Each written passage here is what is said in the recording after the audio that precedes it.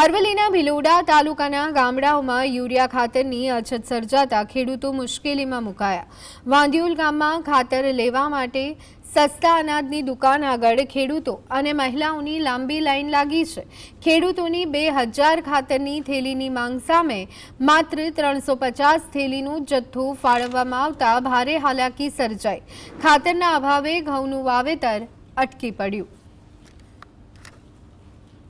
મળતો નથી અને 4-5 દિવસ તક મારા છે। આજે કેટલું ખાતર મળી રહ્યું છે? આજે કેટલું ખાતર મળે? 2 થેલી મળે મારે શું થાય? અત્યારે સોસાયટીમાં ખાતર લેવા માટે આવ્યો છું, પરંતુ 2 થેલી આપે છે। મારી 10 થેલીની જરૂરિયાત હોય પણ 2 થેલી ખાતર મારે કેવું પહોંચાડવું એ યોગ્ય નથી।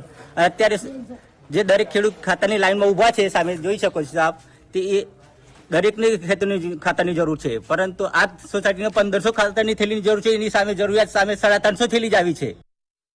ભિલોડા તાલુકાની અંદર વાંધિયોલ ગ્રામ પંચાયત વિસ્તારમાં આવતા ગામડાઓ માટે ફક્ત 350 થેલી ખાતરની ફાળવણી કરવામાં આવી છે, જ્યારે અમારા આ વિસ્તારની અંદર 1500 થી 2000 યુરિયા ખાતરની થેલીની જરૂરિયાત છે।